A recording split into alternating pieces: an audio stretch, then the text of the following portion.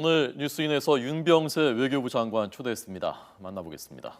안녕하십니까? 네, 안녕하십니까? 반갑습니다. 나오셔서 고맙습니다. 제가 감사드립니다.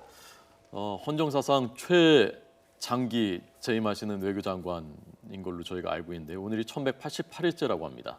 저도 지금 말씀하시니까 알게 됐습니다. 예, 축하드려야 되는 거 맞는 거죠? 항상 제가 말씀드린 겁니다만은 기간이 이렇게 중요한 건 아니고요. 예. 얼마나 많이 이제 저희 국가 발전에 외교가 기여할 수 있느냐, 근데 이게 중요한 그런 기준인 것 같습니다. 예. 그래서 후배 외교관들, 기자들이 5년 동안 재임하실 거라고 해서 오병세라는 그 별명을 붙여 드렸었는데요. 오병세 현실이 될 것 같은데요. 글쎄요, 같은 맥락에서 하여튼 주어진 임무 기간 동안 네. 최선을 다한다는 그런 생각으로 임하고 있습니다. 예. 제 느낌에는 외교부 장관이 안 중요한 때가 언제 있었겠습니까? 지금은 아마 외교부 장관이 우리 건국 이래 그 역할이 제일 중요한 때 중에 하나가 한 때가 아닌가 하는 그런 느낌 받고 있는데 이제 맞게 보고 있는 겁니까? 그렇습니다. 제가 지난 3년여 동안 예. 거의 모든 이제 주요 계기별로 그러한 점을 강조를 하고 있습니다. 특히 이제 박근혜 정부가 출범한 그 시점부터 지금까지 과거 이제 냉전이 끝나고 나서 여러 가지 좋았던 그런 국제 환경이 최근 수년 동안에 이제 굉장히 악화되고 있거든요. 예. 그래서 제가 삼중파고다 이렇게 제가 많이 이제 비유를 하고 있는데 이런 어려운 이제 경랑 속을 헤치면서 네. 우리 외교가 이 국익을 이제 창출해야 되기 때문에 그 도전이 이제 과거 어느 때보다 이제 크고 또 거기에 임하는 저희 외교의 그 외교 능력도 그만큼 또 커져야 된다 이런 말씀을 제가 드리고 있습니다. 예. 삼중파고라는 건 어디인가요? 아무래도 이제 한반도가 제일 중요하고요. 예. 또 동북아 바로 이제 어제 오늘 벌써 센카쿠 다오이타오 섬 주변에서 네. 일중간에 이제 긴장이 있지 않습니까? 이런 것이 이제 동북아 지역에 동시다발적으로 많이 나타나고 있고요. 예. 이제 글로벌한 측면에서는 기후 변화라든가 빈곤이라든가 이런 테러라든가 폭력적 극단주의라든가 이런 것이 워낙 이제 횡행하는 이런 아주 동시다발적인 그런 도전과 위기가 이제 나오고 있어서 네. 우리 외교가 북한 문제도 중요합니다만은 예. 이런 지역 문제와 이 글로벌한 문제에도 적극적으로 이제 저희가 대응하거나 또 선도해야 되는 그런 이제 이슈에 있습니다. 예. 자, 그러면 현안부터 하나씩 차근차근 하나씩 여쭤보겠습니다. 우선 네네. 모레 러시아를 가신다고 하는데요. 네. 러시아가 지난번에 대북 제재 유엔에서 채택할 때 마지막까지 제동이랄까요? 해서 이틀인가 늦춰지고 그랬었던 나라지 않습니까? 네네. 만만치가 않은 데인데요. 네. 어떤 목적으로 왜 가시는 겁니까? 네, 아무래도 이제 제가 5년 만에 이제 방문하는 그런 외교장관이 되는데요. 예. 물론 제가 라브로프 장관하고는 금년에만 2번 만나고 지금까지 이제 한 제가 7, 8번 만났습니다. 양자관계 측면에서도 중요합니다만은 특히 이제 북한의 핵 문제, 이 미사일 위험 문제가 과거 어느 때보다 심각하기 때문에 예. 그동안의 협의를 이제 기반으로 해서 이번에도 이런 비핵화 문제를 어떻게 우리가 더 같이 공조를 취할 것이냐, 공감대를 형성할 것이냐 하는 문제를 제가 심층 있게 논의할 것이고요. 사실 러시아가 국내에서 언뜻 이렇게 지금 생각하시는 것에 비해서 예. 훨씬 더 이제 아주 협조적입니다. 이번에 이제 푸틴 대통령이 이 북한 비핵화 문제를 이제 국내 법령으로 입법하는 그런 영에도 이제 지금 안을 이제 만들어서 곧 서명을 할 예정이고요. 예. 또 그동안에 이제 그 대북 관련된 중앙은행의 그 북한 핵 문제 관련된 그런 이제 제재 조치가 또 시행이 됐고요.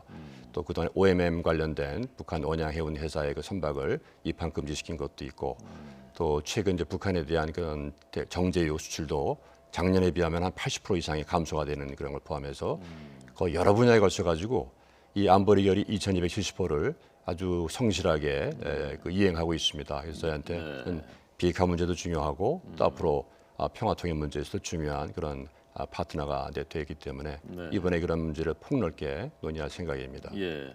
사실은 지난번에도 그 내용 자체보다도 미중 간에 주로 협의하고 러시아한테 잘 알려주지 않았다라는 거에 좀 그런 불편한 심기가 있어요. 바로 그렇습니다. 그런 절차적인 측면에서 우리도 중국처럼 좀 우선순위를 갖고 좀 대우를 해달라. 예. 이런 이제 바람이 그런 식으로 작용하지 않았는가 네. 이렇게 생각합니다. 그런데 어쨌건 그 라브로프 장관하고 그 잘 아시는 많이 만나시는 사이라고 하니까 얘기가 잘 됐으면 좋겠는데 사드 문제가 지금 그 중국과 러시아가 사드 문제 공조하는 움직임 보이고 있지 않습니까? 네. 반대하는 입장 명확하고 이 문제는 어떻게 푸실 겁니까? 예, 러시아의 이러한 입장은 새로운 건 아니고요. 지난 이제 1년여 이상 계속 나오는 입장이고 예. 그때마다 제가 이제 라브로프 장관을 포함해서 저희 정부 측에서 이제 여러 번 설명을 해줬습니다. 예. 기본적으로 이제 러치계에서는 아직 뭐 저희 결정된 것은 아니고요. 아직도 이제 공동 신무 그룹에서 계속 이제 협의를 하고 있습니다만은 이러한 문제를 이제 글로벌 MD라는 측면에서 좀 보려는 시각이 있습니다. 네. 과거 유럽에서의 MD처럼 미사일 방어 체제. 그렇습니다. 그래서 저희가 지금 이제 얘기하는 것은 기본적으로 이제 북한의 위협에 대비해서 우리 국민의 안전과 국가 안보라는 측면에서 방어 차원에서 하는 것이고 뭐 러시아든 중국이든 뭐 제3국을 겨냥한 것이 아니다. 뭐 이런 측면에서 보고 있는 거거든요. 그래서 이런 점을 저희가 이제 정책적 측면, 전략적 측면, 또 군사적인 측면에서 뭐 기회 있을 때마다 뭐 저를 포함해서 예. 많은 저희 인사들이 설명을 해주고 있고요. 네, 네. 이번에 또 이제 만나게 되면은 뭐 이런 측면이 대해서 뭐 소상히 또 저희가 설명할 생각입니다. 네. 자, 북핵 제재 그 공조 얘기가 나온 김에 북한 리수용이 중국 가서 시진핑 주석을 만났는데 뭐 환대를 비교적 받은 것 같고 비핵화 얘기를 지난번에 그 최룡에 만났을 때와는 달리 한 번도 안 했고 시진핑 주석이 이게 괜찮은 거냐라는 걱정들이 많았거든요. 괜찮은 겁니까? 이제 이번에 당대회 결과를 설명하기 위해서 리주영이가 간 것 자체는 물론 예. 이제 과거에 있었던 일이고 또 이런 그 안보리 결의 2270 후라는 점에서 이제 약간 좀 우리가 주목되는 점은 있습니다만은 내용은 뭐 제가 예상했던 것처럼 북한 측에서 예. 결국은 이제 병진 노선을 재확인하고 네, 네. 자기네 입장에 그 변화가 없다는 것을 그냥 강조하는 바람에 사실 중국 측으로서는 매우 실망스러운 그런 이제 방문이 아니었나 이렇게 저희는 이제 듣고 있습니다. 네. 다시 말해서 이번 이런 방문이 혹시라도 북한의 태도 변화를 하나 이거 반영하는 그러한 이제 계기가 됐으면 참 좋았을 텐데 그런 점에서 중국 측이 이제 많이 실망이 있는 것 같고요. 예, 예. 앞으로 이제 이러한 그 방문을 포함해서 북한이 외교 고립을 이제 면하기 위해서 아마 많은 노력을 할 것 같습니다. 예, 예. 거기에 대해서 또 저희도 또 대비책이 있고요. 네. 그래서 그때 시진핑 주석이 리수용 만난 결과에 대해서 우리 쪽에 알려왔습니까? 중국 정부에서? 저희가 이번에 김홍균 한반도 평화교섭본부장이 이제 그저께 중국을 가서 우더웨이 또 육자수석 대표하고 협의도 하고 참 심도 있는 논의를 하고 관련된 여러 가지 사항을 다 듣고 왔습니다. 예. 지난번 그 유엔에서 대북 제재 결의를 했었던 것이 사상 최강도였고 그리고 그 이후에 중국을 비롯해서 여러 회원국들이 어느 때보다도 잘 준수해서 지금 지키고 있고 그래서 압박을 하고 있고 이것은 우리 외교의 분명한 성과인 것 같습니다. 그런데 어쨌건 남중국해 문제도 그렇고 경제 문제도 그렇고 미중 간의 갈등이 다시 부각이 되고 있고 전략 경제 대화에서도 이게 드러났고 이렇게 되면 결국 다시 중국의 대북 제재가 사실상 무력화되는 것이 아니냐라는 그 전망, 관측, 우려에 대해서 어떻게 생각하십니까? 예, 뭐 일각에서 이 강대국들 간의 여러 가지 이제 좀 갈등이 계속되는 가운데 북핵 문제가 좀 주변 문제가 되는 거 아니냐 하는 그런 우려가 뭐 이렇게 제기되고 있는 것 같습니다. 그러나 이번에 이제 미중 간의 전략 경제 대화에서도 논의됐고 또 그 결과 문서에도 이제 잘 반영이 되어 있습니다만은 예. 북핵 문제는 미중 간의 가장 소위 공감대가 잘 형성되어 있는 분야다. 예. 그래서 이번에 이제 결과 문서를 보시게 되면 미중 양국이 북한을 지칭해서 네. 북한의 핵실험을 규탄한다는 말을 아주 명확히 했습니다. 예, 예. 그래서 이것은 이제 과거 어느 때보다 아주 중요한 그런 이제 진전이라고 볼 수 있고요. 또 이제 캐리 장관이나 중국 측 고인사들 스스로 북핵 문제에 대해서는 양국 간에 특별한 이견이 없었다, 공감대가 있었다, 이런 얘기들을 강조하고 있습니다. 앞으로도 뭐 그런 점에서는 계속 되지 않겠는가 하는 그런 기대를 해봅니다. 예. 그럼 중국의 지금처럼 강력한 압박, 북한에 대한 경제적인 압박, 제재가 지금 같은 수위로 계속 유지될 것이라고 볼 수 있는 겁니까? 물론 이제 중국의 경우는 이런 제재를 하는 가운데에서도 이제 북한과 이제 어느 정도 대화의 재개 가능성을 늘 염두에 두면서 예. 기회가 있을 때마다 이제 육자회담 재개 문제를 이제 얘기를 하고 있습니다. 예, 예. 다만 저희나 이제 미국이나 일본이나 또 많은 나라들이 지금 이 시점은 이제 비핵화가 최우선이다. 이제 한번 독한 약을 쓰고 있기 때문에 예. 이 약이 그 효과를 발휘할 때까지 좀 지속적으로 유지해야 된다. 이런 입장을 이제 강하게 얘기하고 있고요. 예. 또 중국 내 그 인사들 중에도 이런 입장이 그건 맞다라고 또 얘기하는 사람도 꽤 있습니다. 예. 저희 YTN이 미국 재무부가 의회에 보고한 문건 물드십시오. 네. 문건을 단독 입수했는데 거기 보니까 강력한 금융 제재를 그 미국에서 했는데도 1년에 실제 금액으로는 5천만 원밖에 안 됐다라는 그 문서를 입수했었거든요. 이건 왜 이런 겁니까? 네, 이거 재미있는 이제 포인트인데요. 네. 기본적으로 미국이 그동안에 이번 이제 행정명령을 포함해서 그동안에 여러 가지 제재가 있고 또 2005년에는 이제 BDA 이런 그런 제재가 있었기 때문에 북한은 이제 미국과의 그런 거래를 최소한으로 항상 줄이고 있습니다. 소위 익스포즈를 제일 줄이고 있기 때문에 이제 이렇게 이번에 어떤 그런 제재를 취한다 하더라도 실제 네, 네. 그 가시적으로 나타나는 그런 거래액은 작을 수밖에 없죠. 그만큼 이제 북한이 이 미국의 제재를 신경 쓴다는 말이 되고요. 예. 다만 그거와 관계없이 이번에 미국이 이제 소위 이제 북한이라는 나라 전체를 소위 이제 자금 세탁 우려 대상국으로 지정한 것은 2005년에 BDA라는 한 개 은행을 지정한 것과는 차원이 다릅니다. 이건 나라 전체 금융기관 전체를 이제 대상으로 한 거기 때문에 네. 앞으로 그 이제 억지 효과 또 처벌 효과 이런 측면에서는 상당히 의미가 있다. 그리고 이제 뭐 제3국에 대해서도 상당한 그 이제 그 압박 효과가 있다. 이렇게 예. 저는 말씀을 드릴 수 있습니다. 네.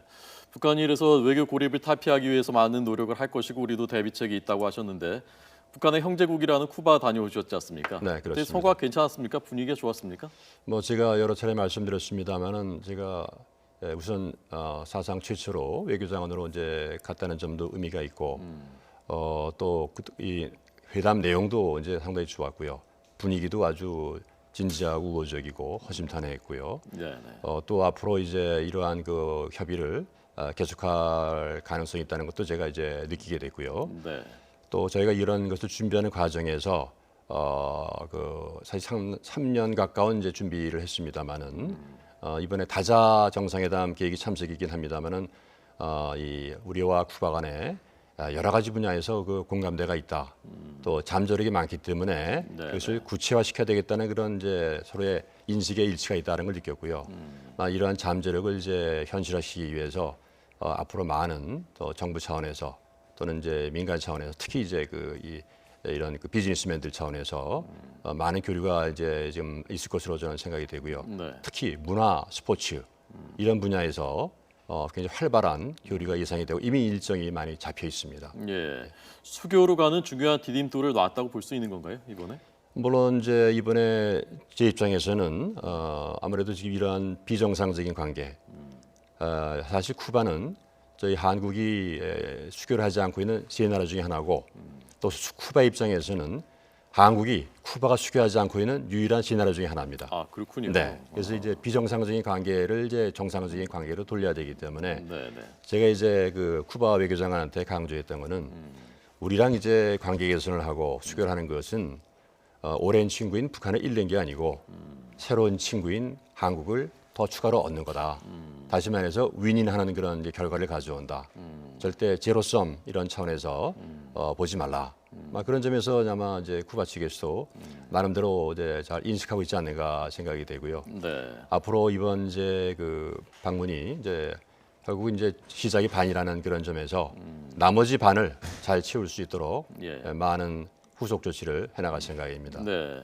쿠바도 그렇고요. 그 우간다 때도 그렇고요. 북한의 아주 전통적인 친한 나라들인데 가서 우리가 이제 일정한 효과들을 거두기 시작했단 말입니다. 북한을 포위하고 압박하는 것인데 북한을 포위하고 압박하는 게 과연 북한 핵 문제를 해결하는데 어느 정도 도움이 되느냐, 어떤 면에서 이게 전략적으로 유효한 것이냐라는 네. 것에 대해서 궁금해하는 분들이 많거든요. 네, 그 이제 분명히 말씀드릴 수가 있습니다. 예. 제가 1월 6일 날 북한이 핵실험을 했을 때 대통령께서 이제 국가안전보장회의를 주재하시면서 하나의 커다란 저희의 그 입장을 정했습니다. 이제 북한의 이런 4차 핵실험까지 온 이 상황은 이 북한 핵 문제의 질적인 변환, 동북아 안보 지형의 큰 변화를 야기하는 것이기 때문에 예. 단순한 남북한 간의 문제가 아니라 이제는 북한과 국제사회 전체의 문제를 봐야 된다. 그래서 지금까지 주변 사고만 가지고도 안 되고 유엔 안보의 회의를 포함한 국제사회 전체가 참여된다. 이런 각도에서 네. 그동안에 제가 이제 유엔, 뮌헨, 제네바, 또 동남아, 또 이제 이번에 아프리카, 또 쿠바, 이번에 러시아, 심지어 러시아 다음에 불가리아까지 가가지고 거의 뭐 전 세계 5대 양국대주를 다 커버하면서 특히 북한과 여러 가지로 긴밀한 관계에 있는 나라들에 대해서는 이 북한의 비핵화 문제, 도발 문제에 대해서 그걸 잘 설명을 하고 저희 측의 입장을 지지할 수 있도록 제가 이제 계속 유도를 해나가고 있습니다. 예, 북한 김정은 정권이 사실은 이성적인 대화 상대는 아니지 않습니까? 그런데 과연 이렇게 하는 것이 실제로 김정은한테 이게 정말 압박이 되느냐라는 것에 대해서 어떻게 생각하십니까? 재미있는 것은 지난 5월 6일 날 북한이 이제 당대회를 개최했을 때 김정은 스스로 얘기했습니다. 이제 생존을 못하게 할 정도로 제재를 하고 있다 국제사회가.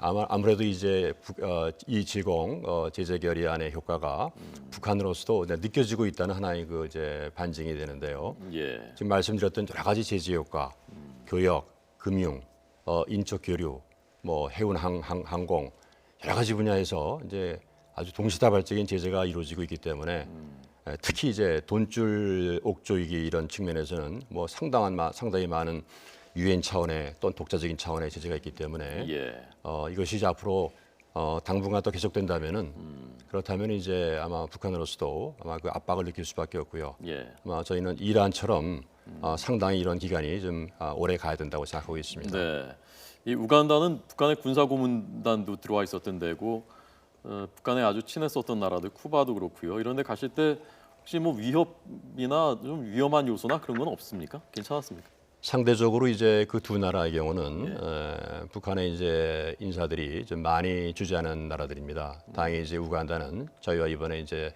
여러 가지로 협의를 해서 안보, 군사, 경찰 관련된 모든 그런 협력을 중단하겠다 예. 이렇게 합의를 했고 다 이제 또 앞으로 한두 달 내면 다 그런 인사들이 다 이제 나갈 것으로 이제 파악되고 있습니다. 뭐 쿠바도 또 많이 있습니다. 그래서 이제 그런 하나 위험성은 늘 있고요. 예, 그래서 이번에 제가 예를 들면 이제 쿠바에 갔을 때 저에 대한 그런 경호 수준은 거의 뭐 정상에 가까운 그런 이제 수준의 경호를 제가 제공받았고 우간다도 아주 저희 대통령님 일행에 대해서 철저한 그런 경호를 해줬다. 그리고 막 그런 것도 역시 이제 물론 중요한 사항입니다만 그렇게 위험하다 하더라도 예, 예. 저희 외교 목적상 필요하다면은 그것은 뭐 호랑이를 잡으려면 호랑이의 굴에 들어가야 되니까 예. 그런 걸 감수하면서라도 들어가야 된다 이런 생각을 갖고 있습니다. 알겠습니다. 장관님 나오신 김에 마지막으로 짧게 네. 하나만 더 여쭤보겠습니다. 트럼프가 공화당 후보가 됐고 대통령도의 가능성이 꽤 커졌고 그래서 네. 걱정하는 분들이 워낙 많은데 네, 만약에 되더라도 네. 그때 그러면 상대를 직접 하셔야 될 텐데 그렇습니다. 괜찮습니까? 저희는 기본적으로 제가 누차 말씀드립니다만은 이제 민주당이든 공화당이든 이 한미 동맹의 중요성 또 한국의 중요성에 대해서 그건 아마 전혀 차이가 없습니다. 초당적인 그런 이제 지지를 받고 있고요. 또 그동안에 이제 트럼프 쪽 사람들과도 여러 번 얘기했습니다만은 그 일부 뭐 이런 그 뭐 방위 분담 문제에 대한 하나의 그 경비 분담에 관련된 그런 얘기는 하고 있습니다만은 예, 예. 동맹의 중요성에 대해서 의문을 갖고 있는 사람은 한 사람도 없었습니다. 역시 이제 아태 지역에서 가장 중요한 동맹은 한미와 미일 동맹이 아니냐 저희는 이렇게 보고 있고 예. 앞으로도 그것은 변함이 없을 것으로 저희는 보고 있습니다. 예, 알겠습니다. 오늘 윤병세 외교장관에게 들었습니다. 장관님 바쁜 일정 중에 나와 주셔서 고맙습니다. 잘 들었습니다. 감사합니다.